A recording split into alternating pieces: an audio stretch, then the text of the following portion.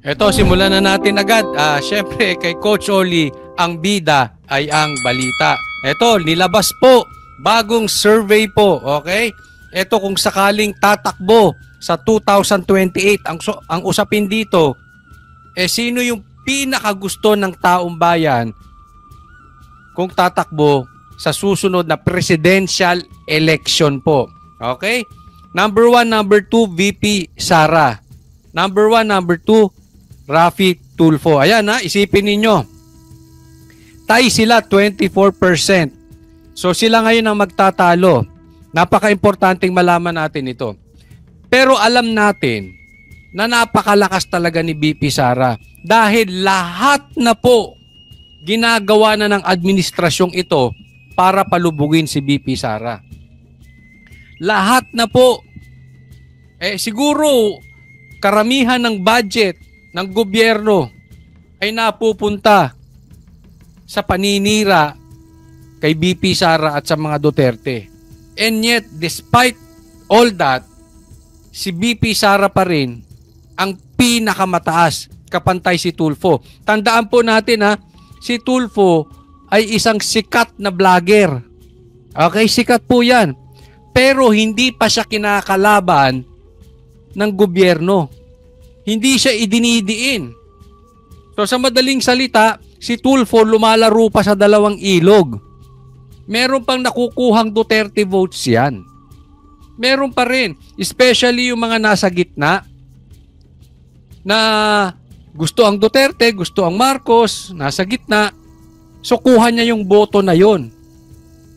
Kaya ito po, pagdating sa dulo, dalawa lang ang patutunguhan niyang Tulfo na yan. Kung ipagpipilitan ni Tamba na siya ang magiging leader o siya ang magiging president o gugustuhin niyang abutin yung kanyang pangarap, ilulubog din to si Tulfo. Yung ginagawa kay VP Sara, gagawin din yan sa'yo, Tulfo. Malamang yan. Ganyan ang pakanang gagawin yan. Tandaan natin, kalaban din ni Trillanes tong Tulfo gagamitin din nila yung si Trillanes. Ganyan po ang galawan ng mga yan. So, kung sakali man at talagang matigas ang ulo nitong si Martin, parehas silang babanatan. At pag parehas binanatan yan, talagang lamang si Sara. Si VP Sara. Bakit kanyo? Ngayon, binabanatan na si VP Sara. Maniwala po kayo. But this is my personal opinion. But I honestly believe on this. At alam ko marami sa inyo naniniwala sa sasabihin ko. Ngayon, hanggang 2028, hindi titigilan ni Martin, hindi titigilan ng mga bata ni Marcos na banata ng Duterte. Dire-diretso na yan. So, ang punto natin, pag pantay na, binabanata na si Tulfo, lulutang at lulutang na si Sara. Pero meron pang isang side dito Yan ay kung talagang ipagpipilitan ni Martin ang kanyang sarili sa ayaw naman sa kanya ng mga taong bayan. Pero paano kung matanggap niya na? Sa tingin ko malabo, talagang makapalang mukha na itong si Martin. But anyway, for discussion purposes, kung masakaling matanggap niya na hindi na siya talaga mananalo, alam din natin na ang gagawin nilang bata dyan ay si Tulfo. Dahil hindi nila papayagan manalo ang isang Duterte bilang presidente. So yan ang mga senaryo mangyayari.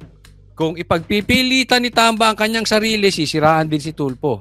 Pero kung sa tingin niya, hindi niya talaga kaya kahit anong gawin niyang bigay. Araw-gabi, mamigay siya ng ayuda. Araw-gabi, siraan niya si VP Sara, hindi pa rin. Kakampihan kay Tulfo. At magkakampihan niya mga yan. Kasi kailangan ni Tulfo ang makinarya. At kailangan din ni Martin na matalo ang Duterte, kailangan din ng Marcos matalo ang Duterte dahil sa ginawang pambabastos nila at pagtatraidor nila sa Duterte, takot yan na maging presidente ang Duterte. Talagang Pag nangyari yun, para silang naghukay ng libingan nila. Dahil sa ginagawa nila sa mga Duterte, lagot sila. Kung sakali, bagamat alam natin ang Duterte ay hindi naghihiganti. Alam natin yan. Pero ilabas natin yung paghihiganti. Ang dami pong nagagawang illegal ngayon. Halimbawa, yung sa Okada issue, yung sa flood control project, ito po ay hindi paghihiganti. Pero sigurado, pagbabayaran ng mga yan. Kasi that is corruption. Halimbawa, yung pananakot sa isang testigo gaya ni Grijaldo para aminin na merong reward system, illegal po yan. Hindi po yan sa paghihiganti. Pero dapat pagbayaran nila ang batas. At pagbabayaran nila ang batas at ang presidente ay ang Duterte, lagot sila dahil alam nating lahat, straight po ang Duterte. Hindi papayag yun yung lagay-lagayan. Kalokohan yun. Sinisiraan lang nila ang Duterte pero alam natin, ibintang mo na lahat sa Duterte, wag lang droga at korupsyon. Dahil minahal sila ng taong bayan dyan. Number 1, yung drug war ni PRRD. Kaya nga binoto si BP Sara. Ibig sabihin, gusto yung drug war. Pangalawa, naniniwala na hindi korap ang Duterte. Kaya nga din binoto si BP Sara. Duterte pa rin ang ibinoto ng taong bayan. So, pag tiningnan talaga natin, delikado sila. And they will do everything para hindi manalo ang Duterte. Pero pag tiningnan mo, lahat na po, ayuda dito, ayuda doon, pahiring sa Quadcom, patawag si Trillanes, lahat na po. Ngayon naman, iniimbestigahan yung mga pulis regarding sa drug war. And yet, si Martin Romualdez, kulelat pa rin. Alam mo, sakit niyan sa puso. Ang sakit niyan sa puso. I mean, kung ako si Martin, wala akong ihaharap na muka diyan sa Quadcom. Isipin mong inutusan mo na lahat ang Quadcom, banatan si BP Sara di umano. Kulelat ka pa rin. Paano, di ba? Anong nangyayari dito kay Martin? Kung hindi nasasaktan si Martin, palagay ko talagang makapal ang mukha niyan. Taong bato yan. Talagang ang gusto nitong mama na ito ay fame and money lang. Tatamaan ka niyan. Lahat ng effort. Sabi nga nila sila na nga ang may hawak ng pondo ng pera ng Pilipinas, and yet 1% ka pa rin, Martin. Ito, payo ko lang sa inyo kahit kanino man, lalong-lalo na sa inyo, Martin, huwag nyo nang ipagpilitan yung sarili nyo sa taong ayaw sa inyo. Makaramdam naman kayo ang kakapal ng mukha ninyo Martin, wala kang kaapil-apil. Promise, politically, wala kang kaapil-apil sa taong bayan. Wala. Alam mo, yung ginagastos mo, yung ginagawa mo ngayon, pag ginawa ni BP Sara yan, grabe. Grabe. Talagang lalong mamahalin si BP Sara yung tipong yung paayuda mo, yung mga style mong ganyan. Tingnan mo, wala ka pa rin. Alam mo, kaya lang naman nananalo to kasi syempre nabobola niya yung distrito nila. Mag-ayuda ka doon, kilala ka doon sa lugar mo. Yes, probably. Diyan ka na mamamatay as congressman. Pero national, wala kang kaapil-apil sa mga Pilipino tamba. Accept it. Wala. Pang-local ka lang. Yung party list mo kasi kahit national yan, buong Pilipinas ang bumoto dyan, siyempre, ilan lang sa distrito mo bumoto sa party list ng Tingog, panalo na yan Huwag nga tayong maglokohan. Hindi kayo mahal ng taong bayan. So, congratulations. Ito pong survey na ito ay nilabas ng Presidential Tracker. Check nyo lang sa kanilang Facebook. Ayan, kaya again, another na patunay na epektibo yung pagsagot ni, kasi may epekto po yan kahit si PRRD yung humarap dito sa Quadcom. Kasi syempre Duterte, kung pumalpak doon si tingnan mo, nilabas nila yung fake bank accounts di umano ng Duterte at sangkot doon si BP Sara. Pilagpilitan isingit ni Trillanes yung pangalan ni BP Sara doon para mapa-impeach si BP Sara, para pasamain ang pangalan ni BP Sara na tumatanggap di umano ng drug money. Tingnan nyo resulta. Diba? Number 1 pa rin. Number 1 pa rin ang BP Sara. Saan kayo? Mahal ng tao eh. Wala tayong magagawa. Eto naman, tingnan naman natin. Eto, nilabas naman ng GMA. Bata mo, Boying. Nagkakalat. Tingnan natin Bureau of Corrections, Bucor.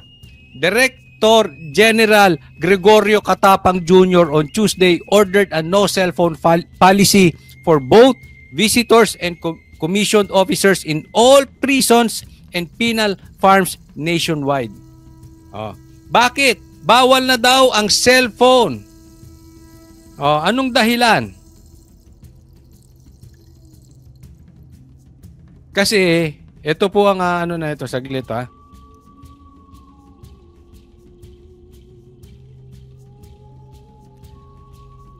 Kumakalat po ang trade ng shabu ng droga sa Bucor. Ang solusyon ng bata ni Boying, bawal na ang cellphone. Katapang orders no cellphone policy for all prisons nationwide. So bawal na po. Alam mo, ako sa tingin ko lang, dapat naman talaga bawal ang cellphone kahit dun sa mga gwardya. Kasi diyan po talaga nagkakaroon ng problema diyan sa mga cellphone na yan. Ba't mo bibigyan ng cellphone ang isang preso? Bawal yan. Ang gwardya, dapat din walang cellphone. Pero para sa akin mali pa rin na ang solusyon ni Katapang para masugpo ang droga ay walang cellphone. Mali. Alam mo kung bakit? Katapang, ang tagal nyo nang pinagyayabang ng amo mong si Boying na mahihinto na ang droga dyan sa Bilibid. Isa nga yan sa rason na ipinagmamalaki nyo dahil gaya kayo nagalit kay dating DG Bantag. Pero excuse me po, nilinis po ni Bantag ang droga dyan. Nilalabas niya sa media. Kayo, nagmalaki lang kayo. Then after a few months, after a year, eto. Administrasyon mismo ni Marcos ang nagsasabi, laganap ang trade ng droga dyan sa loob ng Bilibid. Anong ginagawa mo, Katapang? Di ba? Nagkalat na naman kayo. Ano yung sinasabi nyo noon? Nasusugpuin nyo droga. Ako nagtatanong lang, Katapang, wala naman tayong, hindi kita pwedeng pagbintangan, hindi kita hinuhusgahan dahil ako naman ay hindi hukuman. Pero yung sinasabi mong salita ay hindi tumutugma sa nangyari. Ang tagal na nun, sabi mo, susugpuin nyo. And until now, laganap. Isa daw yung lugar na yan. Di umano. Kung saan napakalaki ang trade o palitan ng droga. Sabi, after reports that the bulk of the drug trade is still sourced from the New Bilibid prison. Isipin mo, kalat ang droga dyan sa lugar mo, Katapang. Anong palusot na naman gagawin mo? Babalikan mo na naman si Bantag. Ibibintang mo na naman kay Bantag. Di ba? Ayusin nyo. Ang dami mo ng kapal... Ito ha, ang dami ng kapalpakan nito si Katapang hanggang ngayon hindi pa nagre-resign. Ang nakakapagtaka rito, bakit kinakanlong ni Boying? Ang dami ng kapalpakan nitong si Katapang ha. Oh. Bakit ito si Boying? Hindi pa rin kinakastigo to si Katapang. Bakit hindi pa rin niya pinapalitan to? Palitan mo na yan. Kung wala nang silbi, hindi na nagbibigay ng performance unless kasabwat ka ni Katapang. Hindi po ako nagbibintang. Ha? Nakasabwat kayo sa droga. Kasabwat ka dahil sa maling pamamalakad dyan sa Bucor. Nagtatakipang kayo ng mga kapalpakan nyo sa nangyayari dyan sa Bucor.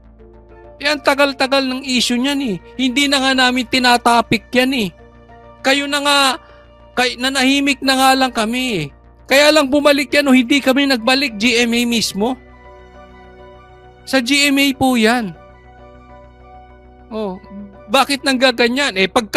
Pagka Boying, hindi mo pa rin tinanggal yan si Katapang. May ewan ko anong meron. Anong nakita mo kay Katapang sa daming tao sa Pilipinas? Ang dami ng palpak niya, ba't hindi mo matanggal-tanggal? Anong meron? Ako'y nagtatanong lang naman. Anong meron kay Katapang? Ha? Hindi sa pinagbibintangan kita, pakisagot. Anong meron kay Katapang at hindi mo mapaltan-paltan? Boying. Kasabwat ka ba? O again, hindi pagbibintang yan. Kasabwat kang parehas kayong palpak kaya hindi mo matanggal yung isang palpak. Kasi maisisisi sa iyo ang kapalpakan dahil wala ka ring kwentang leader gaya ni Katapang. Nagtatanong lang naman kung kasabwat ka sa kapalpakan, Boying. Antayin natin kung may gagawin. Pambihira, preso. Napakahigpit dyan bago ka makapasok dyan. Diba? Bago ka makapasok dyan, grabe kapkapan dyan. Tapos may bentahan ng droga. Ano yun? Diba? May nalalagyan dyang gwardya. Or, tatamad-tamad yung mga gwardya mo dyan. In any case, palpa kayo. It's either kasabwat kayo or hindi nyo ginagawa ng tama yung trabaho ninyo. Saka naman nakakita. Bucor. Laganap ang droga. Tropa kayo ni Dilima. Pambihira kayo. Magkakamag-anak ba kayo ni Dilima? Nagtatanong lang kasi yan ang di ba? Yan nga ang naging kaso. Yan ang nga sinabi ni PRRD, yan si Dilima. Ay a queen of drag queen. Ba't napawalang sala? Di tanggapin natin. Pero marami talagang nagsasabi nung panahon ni Dilima, kalat dyan ng droga. Eto na naman tayo. Magkakamag-anak ba kayo dyan?